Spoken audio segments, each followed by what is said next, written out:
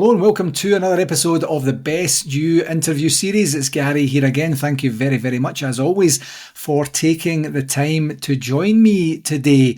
And today I'm joined by educator, founder, author and professional coach Dr. Benjamin Ritter, who I've been given permission to call Ben from this point forward. So I'm not being rude, I promise.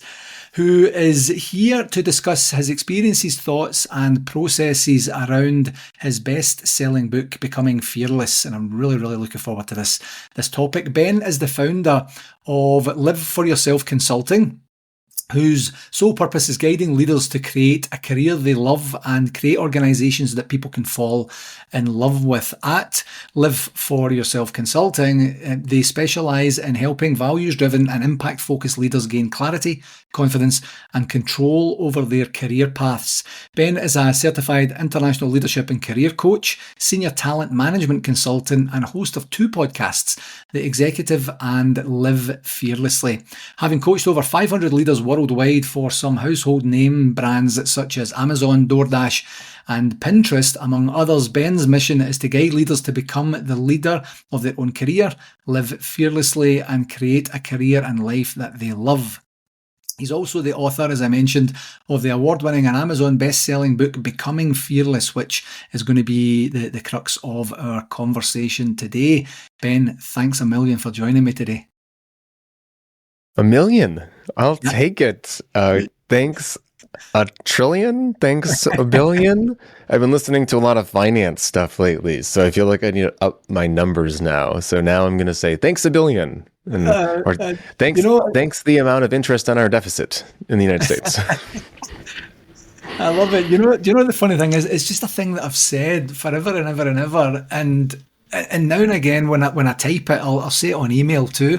And when I type it to people, sometimes I get this odd response back where they're not quite 100% sure what to say in terms of you're welcome or no problem or you got it or whatever. So I don't know if there is a quantification challenge of some description there. I'm not 100% sure. But anyway, back to your very, very interesting journey. If anyone, we will put, of course, contact details on the show notes for this episode, and you'll get to see a bit more about Ben's background. But you have had a very, very interesting journey thus far in your life and in your career, with a varied background that has got you to this particular spot. What would you say were the pivotal moments for you that sparked your interest in helping other people and helping educate other people and using coaching to farm out that help that you're striving for? Yeah, I'm happy to go into the origin story. I am very curious. This is actually one of the skills and strengths that lends itself to us being successful coaches. If we get a chance, I want to hear about where this thanks a million came from, because I think that our slogans, our taglines for the ends of emails, when we end things, when we start things, say a lot about our values and who we are and what we really hold close. Like mine is now. It wasn't always. It was all the best. Now it's cheering you on. And it was a big shift. When I shifted from all the best to cheering you on, it was like this momentous, it was a milestone moment that I think is important to who I am. But my life early on, before this fearlessness and this journey towards clarity, confidence, and control, to the point where I can say I am fearless, was filled with a lot of fear. It was filled with a lot of disappointment and failure, despite resilient and hard work. Especially in my career, which is where I focus. So the first job I ever wanted to do was it's kind of funny, people kind of laugh at it, I wanted to be a professional soccer player. And it's not something you do lightly. That's my sport. What was that? Yeah, that's my passion, yeah. Yeah, it's my sport. It's not my knees' sport anymore, but I'm trying to make them love it again. But when you want to become an athlete, a little different than wanting to become like a marketing consultant. I mean, it's kind of similar to probably wanting to be an astronaut or wanting to be a paleontologist or something, where you have to dedicate all your time to it because the competition is intense. Yeah. And at least I knew that about work. I knew that you had to dedicate all your time to it. The problem is I over-dedicated my time to it. And so I lost sight of being human. I lost sight of how to be social, how to have friends, balance, all the things. And so when all of yourself is invested in one thing, and nothing else that's important to living your life. And when you lose that thing, you lose your life. So you really have no idea who you are, where you're supposed to go. You have no sense of esteem, self-confidence. You have no sources of validation. You have no friends for support to lean on, etc. So that was a really difficult moment. The other areas that I was interested in terms of my career, I wanted to be a nutritionist. I wanted to go into dietetics because I thought, well, if I can't do soccer, or I'm passionate about soccer, or I'm passionate about health and wellness, let's do that. They canceled my major about halfway, 3/4 through the program. So that was disappointing.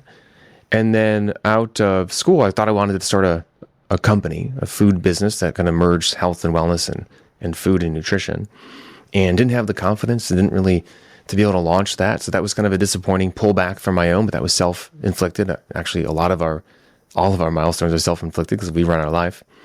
And then I was in grad school studying health policy. I learned that, okay, if I can't do the thing that I want to do to impact health, and changing behavior is really hard, I'll change policy to make it so we're forcing people to change behavior. And I worked in that field for a little bit, and while I was in grad school, and a little bit out. And then they lost funding, worked for the state, and so they cut the job. And then for 2.5 years, it was really difficult. I had 4 different job offers, all in policy and health, that all gave me contracts, that all gave me start dates, that then canceled the jobs right before I started. So that was just like, yay, no, yay, no, yay, no. Really difficult moments. And so then I stumbled into a job in healthcare. And I say stumbled, I was working as a bartender to pay my way. I worked a lot of odd jobs. I worked music festivals. I handed out flyers on street corners. Eventually, I networked into a job in a hospital, which, by the way, didn't hire me the year before because they found out I was bartending to pay my bills. So I've like learned over the years that your work is not supposed to work out. And so I'm in this job in healthcare, basically a victim of my own negative mentality, hating my job, not showing up in a way with pride, but still doing good work because I'm supposed to do good work. So getting promoted, being seen as a high achiever, even though I was a completely disengaged employee. And then surrounded though also by really toxic leaders. People were crying around me on a daily basis. I had coworkers that were really competitive and negative. And it wasn't a good place to be. We had 2 different CEOs. I had 4 different bosses in my first 2 years. We went through 2 different acquisitions. And lo and behold, I have 1 foot out the door the entire time. I'm kind of getting ready to leave. And then they not only did they promote me, they put me in a leadership development program. So I am completely disengaged. I believe work is not supposed to work out. And now I'm like, well, I should stay here anyways. I have 16 months of leadership training, that at least might benefit my career because it hasn't worked out so far. And then two really big things happen. I get paired up with the person that's running all our talent development, leadership development across all 13 hospitals. He was incredible. And that space that he created through our coaching sessions and just through also me getting to a point where I'm like, this is terrible. I shouldn't be living like this anymore. I shouldn't hate my job every single day. Those conversations built an awareness for me that one day when I was walking to work, I looked around in my kind of negative headspace with a mountain on my shoulders that I put there, being really dreadful, not excited for the day. I looked around and I was able to see that same feeling in other people. And it was like I was seeing myself, and I was like, oh, look at these zombies walking into work. Oh, their life sucks. And I was like, wait a second. Ooh, shoot. my life sucks. And I'm doing this to myself. Yeah. And so that was a really pivotal moment for me to say, okay, well, shoot, if I do have a little bit of control over my career and I have confidence in myself now, well, what do I want to do? What clarity do I want to create? And then how do I impact my environment to make that happen? And that was the start of my journey towards leadership, talent development, organizational development, and coaching. Wow. A thing that really resonates with me for everything that you said there, Ben, was you didn't blame one other factor or one other thing through that whole journey. This was all Ben's doing, Ben's decisions, Ben's journey, Ben's experiences, and ultimately Ben's actions to take him forward. How intentional was that? Yeah, self-leadership, which is the theme of how I work with clients, has been a theme throughout my life. The problem is I didn't always do it the right way. Like with soccer, I'm like, I'm going to make this happen. And so gave myself the responsibility. Now, I wish I realized the importance of confidence. It wasn't just showing up and practicing. It wasn't just knowing your goal. It was also believing in yourself to be able to achieve it, because my mindset really held me back. And then when I realized finally that I can say this with like almost 100% confidence. If I was confident when I was younger, I would be a professional soccer player right now, and I probably wouldn't be having a conversation with you. Because there were moments of flow that happened when I was able to be my best champion that made me better than anyone else on the field. That it made me incredible. And so I learned that my mindset was holding me back. So then I started studying my mindset. And I'm like, oh, it wasn't my coach that was holding me back. I wasn't actually playing good enough. And yes, maybe I was angry that I wasn't getting the right chance. And the school canceled my major. It's not their fault for canceling my major. I can go transfer to another university if I want to.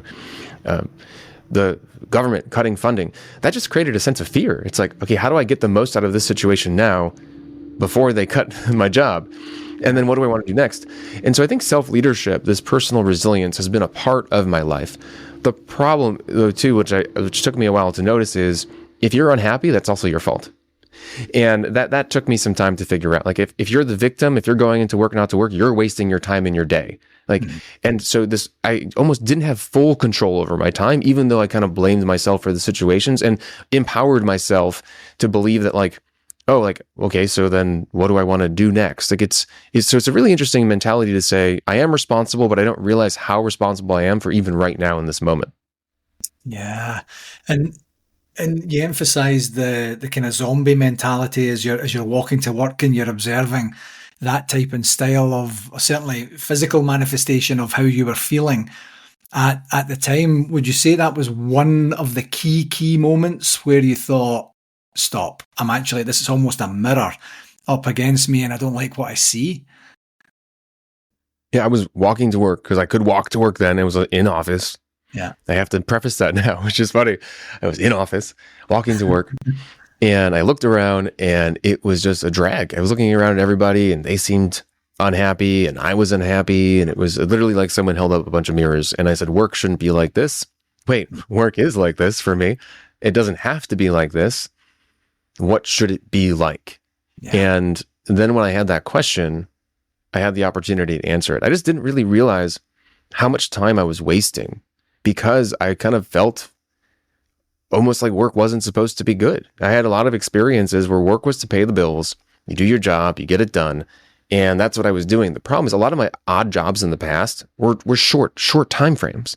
So I can go into work, find a way to have fun. And even if I wasn't really having fun for a couple hours, that was okay. It wasn't going to be gone in a week. It was gone in 2 weeks. I was going to be able to maybe meet some people and move on. This full-time jobs are different. You're there and that's the majority of your day. And yes, you collect your paycheck, but do you really want to go in each and every single day unhappy, without a plan, without skills that you're trying to learn, without challenge, without relationships that you're enjoying?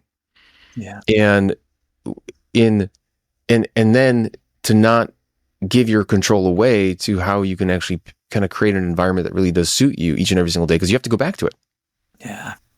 Yeah, exactly. I think a lot of it, based on my experiences, has been intention, genuine intention about how much you believe you matter in terms of that. Because I've had similar experiences, personal experiences for myself, where I hated my job, and I always say it was a blessing because it was essentially my first job after I left high school.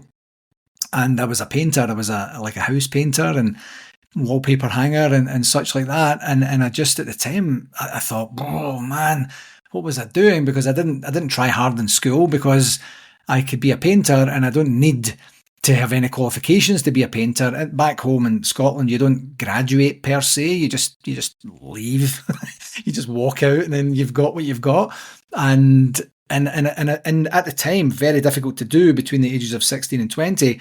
And in hindsight, with the blessing of time, afterwards, it really was a genuine blessing in terms of I'm never, ever doing that again. I'm never getting myself into a situation like that again. I'm gonna do the best I can to avoid that. And I think certainly in people that I coach and have coached over time is that they haven't set that intention. They haven't sat down and said, what do I want my experience to be in terms of this particular role, in terms of this particular month, week, day? morning, afternoon. And when you don't do that, you're going to get what you get. And a lot of people are kind of like, yeah, but, and they're pointing and they're doing a whole bunch of things, that gives opportunity to say these external influences and factors are genuinely holding me back. Yes, that could be the case. You still get to set your intention and how you're going to act and react to those things that are coming in for you as you move forward. Yeah, intention is so powerful. And think about this. Okay, you're dropped on an island and you have to set the commitment. Like, do you want to give up? Do you want to live on this island? Do you want to get home? Like, what's your goal? Yeah. That's the thing you're going to work towards. And there's motivations behind that. Like, you have values that tend to feed into your goals. And then you look in front of you and you go, oh, I have a coconut. I have a piece of string. I have maybe a volleyball, because that movie with Tom Hanks, I forgot what it's called. And I don't know, something else, like maybe you have I'm trying to think of another item. So give me an item, Gary. It has to be a watermelon. A watermelon. Okay, so we have a lot of food, which is good because you're on an island. Maybe there's a tree somewhere. And so those are the tools you have in front of you. And let's say you have nothing else. And so you have this intention. You're going to set the intention maybe to live on the island because you have food. Why not? And your values are because you've always wanted to be, you love solitude. Wonderful. But now you have these tools in front of you. You don't have anything else. You can either sit there and complain that you only have a watermelon and a coconut and a piece of string or something, or you can try to figure out how to use those tools to reach your goal. And too many people are sitting and complaining. And not just complaining, though. Too many people are sitting in fear. If I ask my manager for that promotion, I'm going to lose my job, and what am I going to do and live on the street? If I speak up in this meeting, people are going to think I'm dumb, and they're going to realize that I'm a failure, that I shouldn't be here, and I'll lose my job, and I'll live on the street. Like, generally, it's like you have all these fears that keep you in inaction, or you haven't set the intention, haven't set the commitment enough. Like, this is a really interesting word, commitment, because intention it's such a strong belief in something you want to achieve that everything else falls to the wayside. And this is actually how we combat fear in a large way. If we have a commitment no matter what, if we have an intention no matter what, fear is information to help us achieve our goal. And so now all of a sudden I'm on this island and I go, well, I want to live here. So I might be afraid of, actually, if you want to live on an island, what would you be afraid of? Snakes. Maybe I'm afraid of snakes. Okay, great. So I'm afraid of snakes. So instead of just sitting here being really afraid of snakes, I'm going to dig a moat, maybe. Like, what are snakes afraid of? Okay, you get the idea, Gary. But yeah. I'm going to distract them with mice or something. But you're going to take action to combat your fear instead of sit in fear. That's where intention and commitment becomes such an important aspect of life. And those are sourced from generally our goals and our values. Yeah, and it's a great segue because obviously the main context of the conversation today is the book and fear and fearlessness in and of itself. When would you say was the first time that you started to, what can I say, be open with the fact that fear was a major factor in your life, or realize that fear was a major factor? Because in my experience, some people will use almost any other word other than fear to describe what's holding them back, how they're feeling, why they're taking certain actions. There seems to be a little bit of a stigma for some around that word. How did that manifest itself for you? I feel like I was pretty lucky when I was young to have failed in soccer the way that I did, because it made me face a lot of the issues that I now have to help people solve. And it was at a younger age. And it was something that I took very seriously. And it was very difficult at the time, but I thank it, because I was afraid of not being good enough with soccer, and I think with relationships. And when I realized that soccer wasn't the path forward, and that my fear of not being good enough was the reason why I wasn't good enough, like literally, the fear of not being good enough is the reason why you're not good enough, that changed my world. And so I spent probably 4 or 5 years just studying about the self and how that self can engage with the world around them. So relationships, influence, persuasion, and did everything and anything I could to make myself uncomfortable and to face my fears. And I was talking with someone the other day, and they're like, "Ben, how long would it take me to learn about myself or relationships?" And I said, "Well, probably a lifetime." But other than that, I spent 4 or 5 years literally dedicating all of my free time to it. Every book, every podcast, every video, I would journal about it. I would go out, do little mini tests. Yeah. And that was my master class. And I think I learned a lot in about a year or two. I learned enough to be happy. And then I spent the rest of the time evolving and growing into who I want to be. And so not long, but if you dedicate your time to it. And the biggest issue I see people face when it comes to building confidence or struggling with confidence or struggling with clarity is they want it yesterday. Yeah. And it's a skill that you build over a lifetime. Yeah. And so I faced being afraid of being rejected through my professional pursuits and through relationships at a younger age. And because of that, I don't fear anything. I know I can always make money, which is when it comes to career, generally the fear is I'm going to not have money and not be able to pay my way. Well, go work odd jobs, like go be a cashier, go become a bartender, go become a painter, learn that you can do a trade or go and get a paycheck no matter what. And some people, I've worked with executives and they're like, what do you mean? What are you talking about? It's like, no, you have to prove that you can make money outside of your 9 to 5, that your profession and what you've currently created, because it's just a sense of safety. The other piece is go get rejected by 100 people in a day. Go do awkward things. Like not in any way negative towards another person, but be awkward. Why? Because when you see that you can survive, you're going to be okay. You're going to wake up tomorrow and no one's going to know who you are. It is freeing. Yeah. And at this point in time, I can honestly say that fear is just information on the path to your greatness and the life that you want. Yeah. And some people just aren't comfortable with that, potential future discomfort that they would invariably have to endure. It's really interesting talking about that mindset of I will always be able to do something to support my family, my lifestyle, my life in general. I was telling this story recently to a class where I got called late into an interview, was interviewing a fellow for a job, and there was a 2-year gap on his CV, on his resume. And as the other person's kind of doing the preamble, I'm kind of sifting through quite quickly through his document. And then one of the questions I asked was, can you tell me about the 2-year gap there? That's quite unusual to see that. And he starts kind of shifting in his chair and, getting a little bit coffee and nervous. And I says, right, now you've got me intrigued, man. Like I'm starting to think that you were in jail, and it was a kind of break the ice type moment, because I said it with a little bit of, hilarity, like I just said there.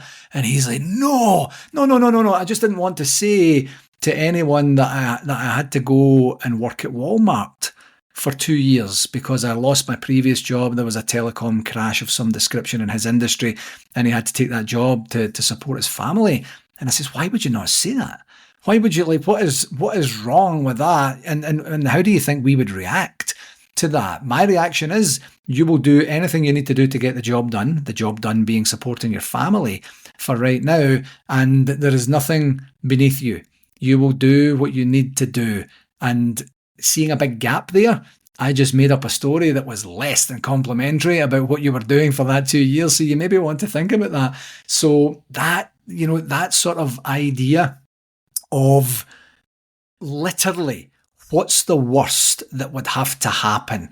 The worst that would have to happen is I would be, and no disrespect to any Walmart greeters or cashiers or bartenders or anything, I would have to do a job that's maybe completely different than my career trajectory or my desires or, anything that maybe my peer group would think is acceptable, or any other story you want to make up.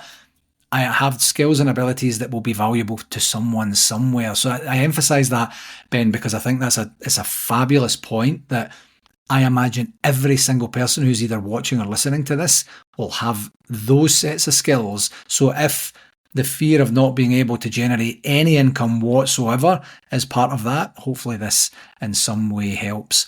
So then in terms of fearlessness, how do you define fearlessness in terms of your work with the leaders that you work with? Yeah, so if fear, by the way, I love that story. And Walmart managers, other than just like cashiers and such, make an incredible amount of money. And they have Walmart has a really good talent development program. And so if you ever thought about going into operations or store management, wow, they pay really well. And I know that they pay probably more in stores where they have a hard time getting good help. That's a good living. Just like trade, you have to go to class, you don't have to pay for it. It takes a long time. Yeah. Retail operation management, really tough job, long hours, really difficult dealing with people all the time, but it's a good. Okay. Anyways, moving on. Like your job doesn't have to be sitting in front of a computer all day. Yeah. There are many other ways to make money, and knowing that you can make that money is such a safety net, other than just saving and putting money away, etc. Not living the golden handcuffs and living paycheck to paycheck, etc. So, in terms of fearlessness, so fear is defined as information. So we're going to take away the fear, the negative connotation to the word, and just say that it's information from your environment based on past programming, which is what it is. And generally it's negative because we get caught in a fear cycle, which amplifies it and magnifies it. Then fearlessness is being able to actually interpret fear as information and prevent the negative magnification spiral that comes from interpreting it as something bad. So I see this fear, I feel this fear, I have a thought, I have a feeling, and then it magnifies because I think it's negative. And so instead of actually seeing it as something that's bad, I go, oh, information, process it. How can I interpret this to best serve my values and my goals? That's fearlessness. Mm-hmm. So for example, you could say, tiger. I feel fear. Okay, hold on a second. Is it close to me? Can it attack me? Is it in a cage? What is it? Okay. But family member is closer to the tiger. What are my goals? Help my family member survive, to protect them. Okay, so I choose an action. Do I run away? Do I fight? Do I stand? Etc. Human relationships. I'm in the dating market. I see someone that I'm attracted to. I feel fear. Oh, that's because that person's attractive. That's good information to have. That fear is a good stimulation on action. I'm going to go say hi. Speaking up in a meeting. I feel fear. My senior leader is there. Oh, they said something I disagree with. I'm afraid that disagreeing with my leader is going to make me look bad. Oh, but I also think disagreeing with my leader could potentially make me stand out and put the spotlight on me. What should I do in this situation based on my goals? Am I interested in a promotion this year? And so we're interpreting information as a way to serve ourselves. Yeah. And one of the things that I was really thinking about in preparation for our conversation today was conscience versus subconscious, and how, kind of like I said earlier, where people would maybe much rather use any other word to describe their actions or how they're feeling. Do you see conscious and subconscious really playing a part where someone would explain away a certain type and style of behavior and not really look to analyze or acknowledge and analyze the information that's obviously being presented to them? How does that go typically? I may not answer your question, so direct me back to it if I don't answer it. Because what came up for me when you were sharing the subconscious conscious piece was the goal of coaching, the goal of personal development that impacts our professional development. Because you see this with like trainings on how to give feedback and how to coach and how to delegate, how to manage conflict-ridden situations at work even, is to build the pause. You build the pause. There's a power to the pause. So if you have a reaction that you're not in control of, your pause isn't large enough. Yeah. Unless you're an athlete in a state of flow, unless you're doing something that requires you to just let yourself go and to not hesitate, that kind of skill, or creative, an artist, you need to have a pause, because your pause allows you then to be intentional about those actions specifically. And that's where this idea of subconscious conscious comes into play. Well, I think it's less about that. It's more about, am I aware of and in control of my actions? Am I aligning them to my goals and to my values? And that requires space. That requires time. It generally is not automatic. Yeah. And I think you're right. And I think one of the things went then to add on to that, possibly prior to, is to create that awareness that you do need that pause, that you do need to create. I've heard it recently described as the space between stimulus and response, and it has to be appropriate to the situation that you're facing. But that level of awareness an intentionality, to use that word again, to go back in and say in preparation, these things might happen in this particular situation, circumstance, or event. How would I like that pause to look for me? How would I like to be my best self in terms of my reaction for anything that's emergent, that comes up in and of the moment? How do I immediately acknowledge and then create that space while feeling the feels that are coming up at that particular time as well? What would you say, if there is such a thing, would be the most common fears that leaders are experiencing in the workplace today? The fear of judgment, basically. It can go in a lot of different ways. So the most common fear within the workplace is judgment, and judgment leads to poor outcomes. So either losing your job or being thought of in a negative way. Generally, it all comes down to losing your job or conflict. And so judgment can come from speaking up, can become from asking your manager for time or trying to manage up, asking for a promotion. It can come from giving someone feedback or not giving someone feedback. It can come from the quality of your work. So we see a lot of perfectionism or even procrastination. Both of those tend to have the same stimulus, which is I'm afraid of being judged. Right. And it holds us back. I mean, the whole section of the book on becoming fearless is really about how to kind of manage that fear of being judged or losing your job, or being kind of outcasted within the work environment, and how to stay committed to your goals. Yeah, it's interesting. I was just thinking there as you were chatting about some of the work that I've done with clients where, and it's not been specific around fear, but just more manifestation of less than positive outcomes. And sometimes we would kind of have a struggle where I would say, essentially, tell me the worst that would happen. And there would be some sort of, emotional response to saying, well, this and that, and that, and that, and that. But no, but let's sit down and literally talk about it and write it down. If you were to, say, for example, lose your job, how would that feel? And delving in a wee bit more, and what practically would that mean in terms of your daily routine? What opportunities might it open up? Then just looking at the various different facets. And then when you start to see things in writing, you get to that spot where it's not quite as scary as you first thought. You're kind of like, well, I think I would actually survive. And not to say it's something you would look forward to, but you would have done some sort of pre-thought, pre-planning potentially, to give yourself that opportunity to say, this is a thing, I've prepared for it, this is what I think my next action is going to be. And sometimes, as I mentioned, like, it's a struggle to get people to do that. And I assume that fear would be part of that particular struggle, because they just don't want to contemplate that just yet. The thought of actually leaning into what the potential outcomes or consequences could be are just a little bit too onerous. Do you see that type and style of resistance or hesitation from certain leaders?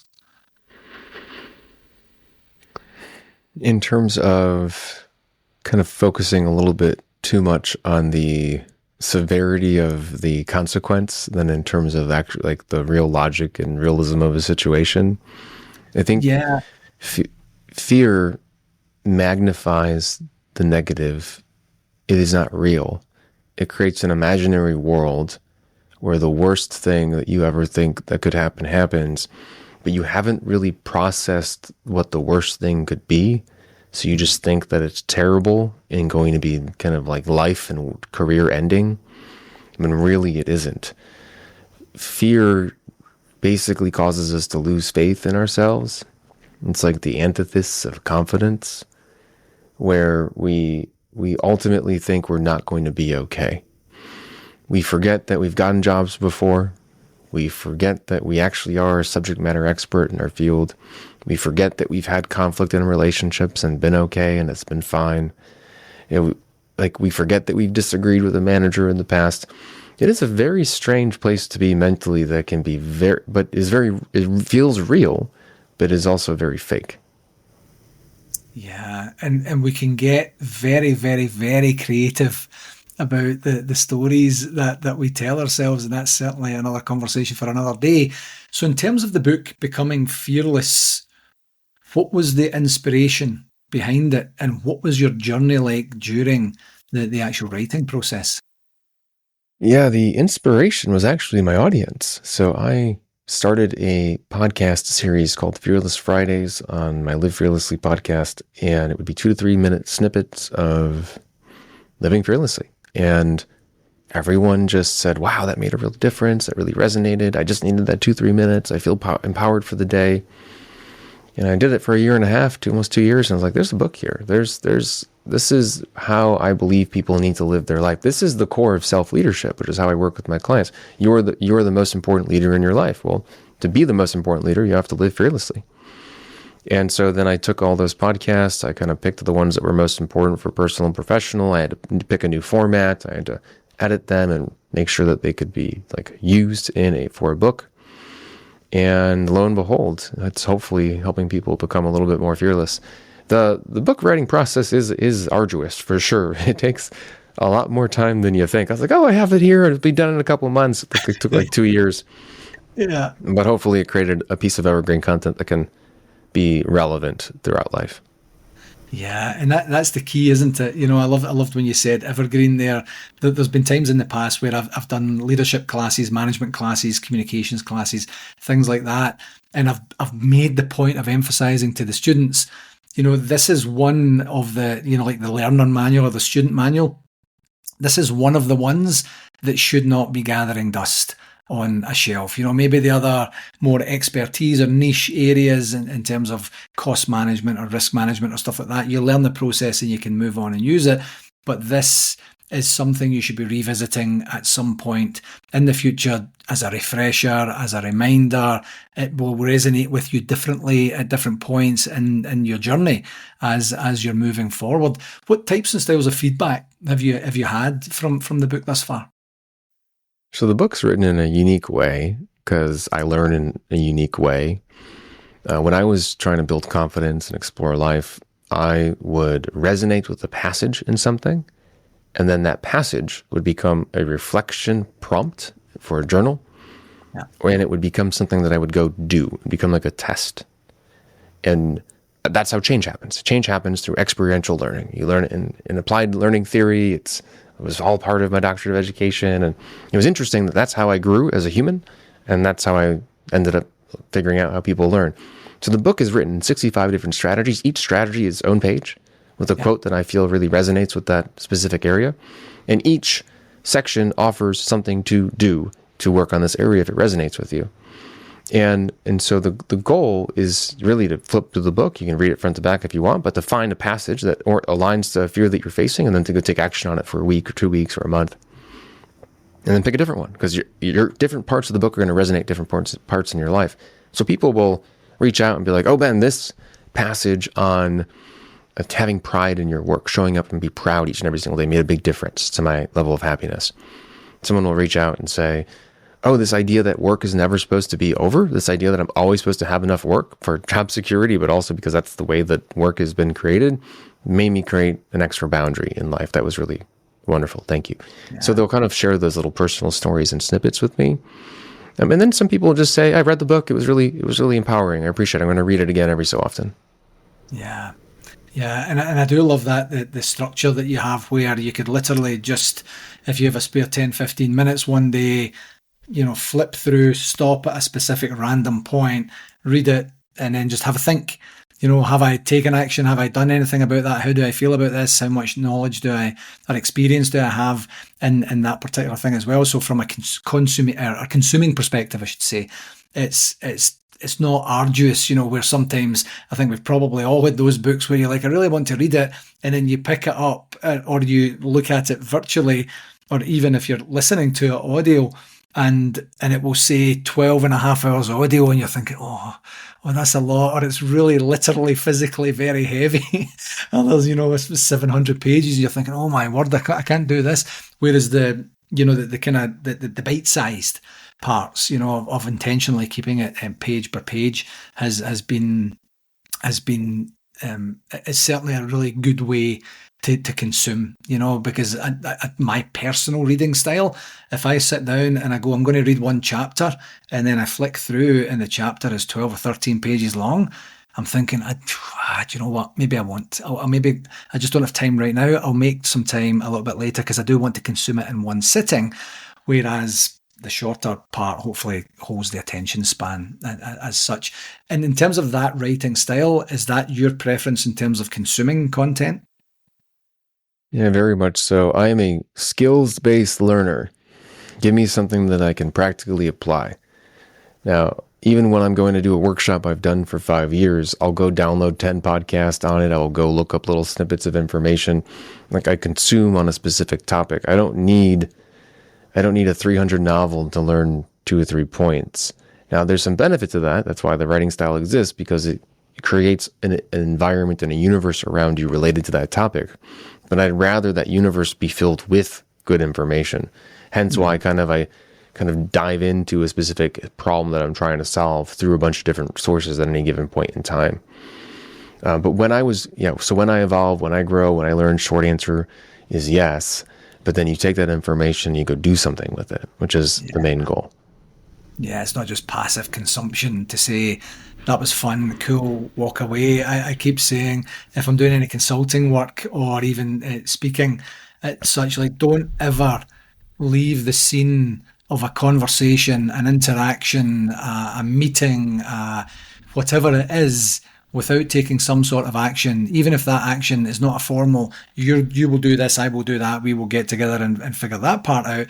It could be something mentally where you say, I'm going to write that down and I'm actually going to speak to someone about that. I'm going to do a little bit more research. I'm going to take some sort of forward momentum on that too, because there's so much rich information around us all day, every day, that I have this vision of us just walking around with waterproof coats on and all this wonderful value add information just bounces off us and rolls down our jackets and things like that. And we're kind of like, oh, look at that. And I'm just going to rub that away. And then, and then you move on and you wonder why you're not making progress or you're not changing anything that would be meaningful for you to change. What would you say is the biggest lesson that you've learned through your journey with fear and fearlessness to this point in your life, Ben?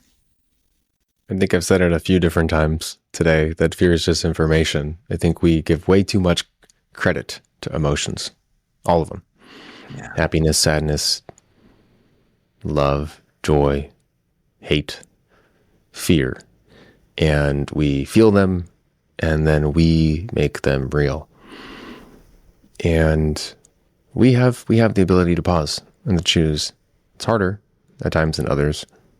But if we believe we have the ability to choose and we take responsibility and we're accountable, and so that also empowers us to kind of really have a little bit more control over ourselves and our life. I'd say almost total control over the things that you can control, which is yourself. Yeah. Yeah, it so resonates. During my coaching training a number of years back, they had said your thoughts manifest into your feelings, which manifest into your actions. And I always had the first two mixed up. I had them flipped the other way around. I thought the feeling was the thing that influenced your thoughts, which then would then just essentially say you actually don't have control there. You know, your mind is going to do, your mind and your feelings and your emotions are going to do this thing, and then they're going to puke some stuff out to you, and you're going to try and sift through it and use some usable things to then say, right, this is the best that I can do. When that was flipped, for me, it really resonated. I didn't have the saying or the terminology you're using in terms of it's just information. I will absolutely use that with your permission going forward to say that's definitely what it is. And then you get to choose what you do with that information. So I'm glad that you've emphasized that again. And I will certainly make a point of doing that on the show notes as well. So as you know, this is called The Best You interview series. And I take this opportunity with every guest to ask them, what is one regular practice that Dr. Benjamin Ritter employs on a regular basis that gives him the best opportunity to be the best version of himself? Every morning, I stand in front of my red light for 10 minutes and I read a passage in a book. I think it's called like Unleash the Power Within or something by Deepak Chopra. It's like 7 different principles. I'm going to get that book wrong. I'll basically read a book that resonates, and then I spend the rest of the time saying out loud my visions that I have for my business, for my relationships, for my partner, and for myself. And it's just one liner. I guide people to become fearless in their careers and their life. I help them feel empowered and accountable. I am a patient and focused and caring and supportive and health, driven human. I use patience a lot. I'll be patient with my friends, with my spouse. I will be supportive of, you basically say these things, and wow, does the world listen to you? Yeah, wonderful. Absolutely incredible. Before I let you go, Ben, where can people find out more about you and find out more about the book? Yeah, the book is Becoming Fearless. Find that on Amazon. Please leave a review if you check it out. It's actually everywhere. It's on Spotify. It's on Audible. It's actually in libraries. So if you have a local library, you can go request it, and they'll be able to get you the ebook, the paperback, or the Audible version, or audio version. Pretty cool. And it's a good way to support authors as well if you like their stuff. And you can go to liveforyourselfconsulting.com, which is where all of my material is at. Live for Yourself Consulting. And I'm also pretty active on LinkedIn, Dr. Benjamin Ritter. So pick one of those things and get started. Excellent. Ben, thank you very, very much. I was looking forward to this conversation and I had an absolute ball. Thank you very, very much for taking the time to come on the show today. Yeah, it was a billion trillion amazing things. So I appreciate the conversation today. Do you know what? Actually, literally before you said earlier you want to try and find out where it came from, I was trying to think about it. I recall my mum saying it and way back in the day, and I thought that was a really nice, I wouldn't say quirky thing to say, but it was just something that was a little bit different and I guess maybe in my latter years somewhat quantifiable to say. I don't want to say thanks very much or thank you so much or anything like that. I want to give you a number that's a big number that shows you how much I appreciate. So I don't say thanks a million to everyone, so if anybody's out there saying you don't say that to me, that's because you haven't reached that echelon yet. That's so beautiful. It represents the quirkiness, your gratitude, your thanks, like a variety of other things I imagine. And I appreciate being in the million bucket. You're a good man. Thanks again. Thanks, Gary. Hello again. Thanks again for tuning in to this episode, and I do hope that you found it valuable and gained some insights. I do have an ask for you. If you enjoyed this podcast, I would absolutely love it if you would connect with me on my socials, and that's at LinkedIn, Facebook, and YouTube. Just search for my name and do whatever it is you need to do there to follow me and stay updated with all the latest content, tips, and discussions. And for any more resources that you're looking for, feel free to visit my website, garygillen.com. And while you're there, you can book a free, no obligation 30-minute coaching call directly with me through the site. Whether you're looking to enhance your performance or tackle a new challenge, I'm absolutely here to help you succeed, and I would absolutely love to hear from you. Thanks very much again, and until next time, keep pushing towards your goals and getting better each and every day, my friend.